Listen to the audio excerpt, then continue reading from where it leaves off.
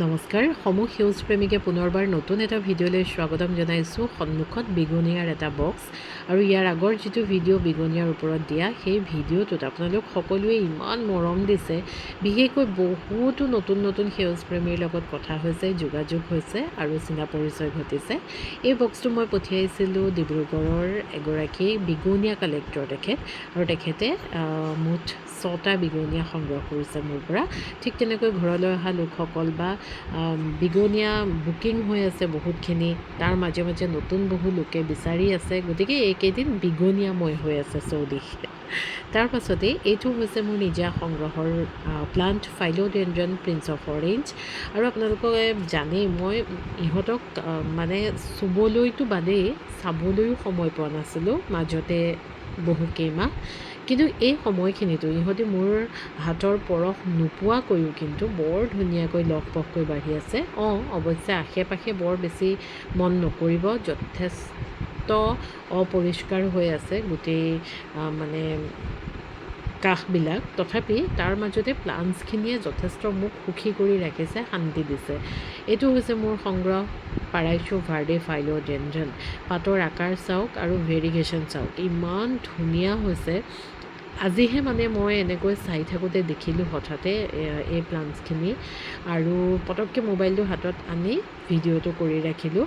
যিহেতু মই আগতেও কৈছোঁ, অনুভৱ কৰিছোঁ এতিয়া যে একেবাৰে ব্যস্ত যিসকল লোক গাৰ্ডেনিং কৰিম বুলি যদি ভাবে, তেতিয়াহ'লে এনেধৰণৰ প্ৰজাতিবোৰ সংগ্ৰহত যদি ৰাখে তেতিয়া প্ৰতিপাল নকৰাকৈয়ে ধুনীয়া হৈ থাকে। আৰু মই নিজেই এই ক্ষেত্ৰত ডাঙৰ এটা প্ৰমাণ, যিহেতু মই একেবাৰে ইহঁতক পানী দিয়াটো দূৰৰে কথা, মই চাবলৈও পোৱা নাছিলোঁ। এইটো হৈছে জৰ্জ বনো, একেবাৰে অকণমানি পুলি এটা ৰুই থৈছিলোঁ, কিন্তু সেই পুলিটোৰ পৰাই পুৰঠ এটা পুলিলৈ ৰূপান্তৰিত হৈ চাওকচোন, ভেৰিগেশ্যন চাওক, পাতৰ আকাৰ চাওক। আজিও বিক্ৰীৰ প্লাণ্ট লৈ আহিছোঁ, বিক্ৰীৰ প্লাণ্টসমূহ আপোনালোকক দেখুৱাইছোঁ। সন্মিহলৈকৈ আছে, খুব ধুনীয়া প্ৰজাতি আছে। বিগনিয়াও মাজে মাজে দেখুৱাই যাম, কিন্তু এই প্ৰজাতিখিনি আজি লৈ আহিছোঁ। পিংক ডালমেচিয়ান ৰিষ্টক হৈছে, ইয়াৰ আগত মই দেখুৱাইছিলোঁ আৰু সেইখিনি শেষ হৈ গ'ল। শেষ হৈ যোৱাৰ পাছতে বহু সেউজ প্ৰেমীয়ে যেতিয়া পিংক ডালমেচিয়ান বিচাৰিবলৈ ধৰিলে, তেতিয়াই মই ৰিষ্টক কৰিছোঁ। খুব ধুনীয়া হেল্ডি প্লাণ্টছ, গুড ভেৰিগেশ্যনৰ সৈতে আহিছে। গতিকে আপোনালোকে যদি পিংক ডালমেচিয়ান ল'বলৈ বিচাৰে নিশ্চয়কৈ সংগ্ৰহ কৰি ল'ব পাৰিব, ষ্টকত আছে। আৰু খুব ধুনীয়া হেল্ডি প্লাণ্টছ বিক্ৰীৰ কাৰণে এভেইলেবল হৈ আছে। তাৰ পাছতে এটা এগ্লনিমা, যিটো এগ্লনিমা সঁচাকৈয়ে বহুত বেছি ধুনীয়া। থাইলেণ্ড ৰেড বুলি কোৱা হয় এই প্ৰজাতিটোক, আৰু এই প্ৰজাতিটোৰ পাতবিলাক একদম সৰু আৰু গোল থাকে। দেখিছেনে পাতৰ শ্বেপটো বৰ মৰম লগা। প্ৰথম ওলোৱা কুঁহিপাতখিলা তেনেদৰে গোলপীয়া ৰঙৰ হয়, তাৰ পাছত এনেকুৱা ধৰণৰ ৰং এটালৈ ৰূপান্তৰিত হয়। আৰু ৰংটো যে প্ৰকৃততে সন্মুখৰ পৰা যেতিয়া আমি ওচৰৰ পৰা যেতিয়া দেখোঁ, মোবাইলততো ধুনীয়াই লাগিছে, কিন্তু সন্মুখৰ পৰা যে এই ৰংটো সাংঘাতিক উজ্জ্বল, ইমান মৰম লাগে দেখিবলৈ। আৰু যথেষ্ট ধুনীয়া আকাৰৰ প্লাণ্ট আহিছে, আৰু বহুত কম মূল্যত মই আপোনালোকক এই প্লাণ্টটো দিব পাৰিম, সংগ্ৰহ কৰিব। তাৰ পাছতেই দেখুৱাইছোঁ কালাথিয়াৰ এটা খুবেই ধুনীয়া প্ৰজাতি, আচলতে মাৰান্তা প্ৰজাতি হয় এইটো, কালাথিয়া মাৰান্তা একে পৰিয়ালৰে হয়। যিহেতু নতুন প্ৰজাতি বুলি নকওঁ, কিন্তু বৰ বেছি এভেইলেবলো নহয় এই প্ৰজাতিটো, গতিকে খুবেই ধুনীয়া লাগে দেখিবলৈ। মই যোৱা বছৰো বিক্ৰী কৰিছিলোঁ। খুবেই সুন্দৰ সমৰ্থন আপোনালোকে সঁহাৰি খুব সুন্দৰকৈ আগবঢ়াইছিলে। আৰু ষ্ট্ৰাইপসমূহ চাওকচোন, ইমান ধুনীয়া লাগে। এনেকুৱা ধৰণৰ এটা কমন প্ৰজাতি আছে, সেইটোও মৰম লাগে, কিন্তু এই প্ৰজাতিটো যে সঁচাকৈ বৰ বেছি আকৰ্ষণীয়। প্ৰথম ওলোৱা কুঁহিপাতখিলা অকণমান ক'লা নিচিনাকৈ ওলায়, তাৰ পাছত সেউজীয়ালৈ ৰূপান্তৰিত হয়। তাৰ পাছতেই দেখুৱাইছোঁ এইটো চাওক, চিলভাৰ প্লেট কালাথিয়া, মোৰ এটা প্ৰিয় কালাথিয়াৰ প্ৰজাতি দেই। আৰু বহুতখিনি পুলি একেলগে আছে। এই প্ৰজাতিটো কেতিয়াবা সম্পূৰ্ণ পাতখিলা চিলভাৰ কালাৰ হৈ যায়, আৰু এনেকুৱা বাৰিষাৰ সময়ত ভিতৰৰ অংশখিনি গুলপীয়া হৈ থাকে। আৰু ভিডিঅ'ত ফাঁকি দিব নোৱাৰি, নহয়নে বাৰু? মানে ভিডিঅ'ত মই একেবাৰে গুৰিৰ পৰা এনেকৈ কেইটা পুলি আছে একেবাৰে পাতৰ আগটোলৈকে দেখুৱাওঁ, আৰু সেইকাৰণে ফাঁকি দিব নোৱাৰি বুলি কৈছোঁ। ফটোবিলাক দিয়কচোন, কোনোবা এটা এংগলৰ পৰা ল'লে প্লাণ্টবিলাক অকণমান ডাঙৰ দেখুৱাব পাৰি ফটোত, কিন্তু ভিডিঅ'ত সেইটো কৰিব নোৱাৰি। আৰু সেইকাৰণেই হয়তো আপোনালোকেও খুব সুন্দৰকৈ মোলৈ সঁহাৰি আগবঢ়ায়, তাৰ কাৰণে ধন্যবাদ। মাজতে ধন্যবাদো দি লৈছোঁ। জিজি প্লাণ্ট প্ৰত্যেকগৰাকী গাৰ্ডেনাৰৰ ওচৰতে আছে বা যিসকলে গাৰ্ডেনিং নকৰেও তেনেলোকৰ ওচৰতো জিজি প্লাণ্ট সংগ্ৰহত আছেই। তথাপিতো দেখুৱাইছোঁ খুব ধুনীয়া আকাৰত গ্ৰীণ জিজি প্লাণ্ট এভেইলেবল হৈ আছে। আৰু এইটো চাওকচোন, ষ্টেমডাল ইমান দীঘল আৰু তাত যে পাতখিনি ইমান সুন্দৰ। জিজি প্লাণ্ট পাতৰ পৰাও যিহেতু প্ৰপাগেশ্যন কৰিব পাৰি, কিন্তু পাতবিলাক মোৰ কাটি পেলাবলৈ একেবাৰে মন যোৱা নাই, সেইকাৰণে মই পাতৰ পৰা কৰিব পৰাও নাই বা সময়ো নাই পোৱা। ব্লেক জিজিও এভেইলেবল হৈ আছে।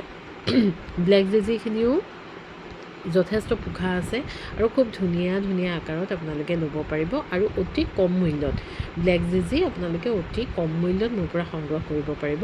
সঁচাকৈ ব্লেক জিজিটো কিন্তু বৰ ধুনীয়া লাগে নহয়নে বাৰু দেখিবলৈ, চাওকচোন। আৰু বগা পট এটাত যেতিয়া ব্লেক জিজিটো দি দিয়া হয় তেতিয়া যে আৰুৱে বেছি ভাল লগা হৈ পৰে। গতিকে সেইটো পাব, আপোনালোকে ল'ব পাৰিব। এই বছৰ আচলতে মই কালাডিয়াম, এল'কেচিয়া এনেধৰণৰ প্ৰজাতিসমূহ খুব কমেই দেখুৱাই আছোঁ। কালাডিয়াম কিন্তু বিক্ৰীৰ কাৰণে যথেষ্টখিনি ষ্টকত এভেইলেবল হৈ আছে, খালি মই ভিডিঅ'হে আপোনালোকক দিব পৰা নাই।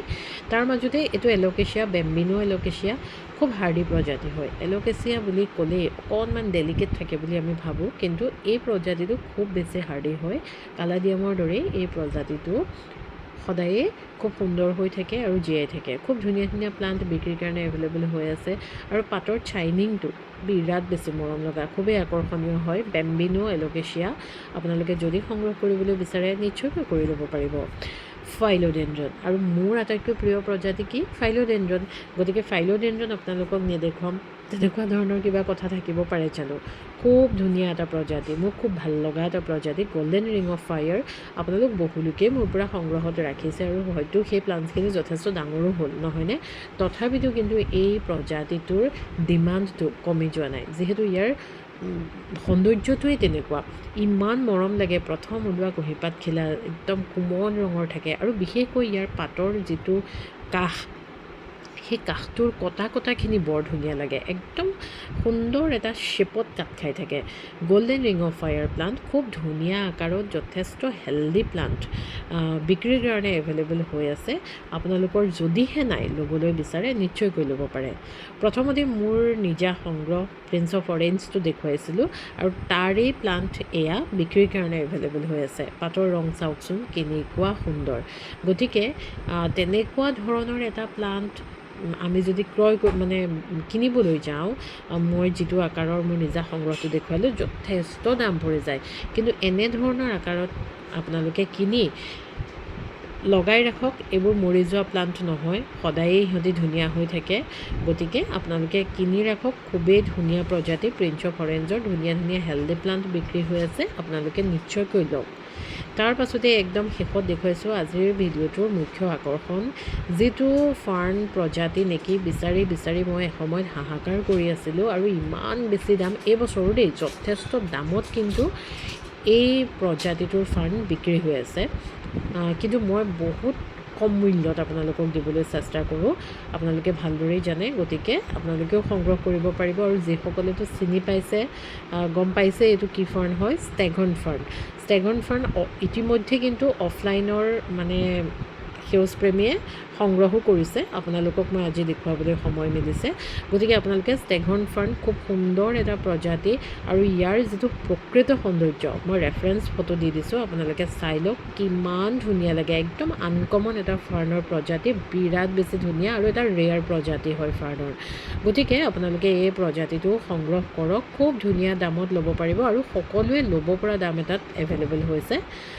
আজিও মই থুলমূলকৈ আপোনালোকক এইখিনি প্লাণ্টছ একেলগে দেখুৱাবলৈ চেষ্টা কৰিলোঁ। আকৌ আহিম অতি সোনকালে নতুন প্লাণ্টৰ সৈতে, যোগাযোগ কৰিব। ধন্যবাদ।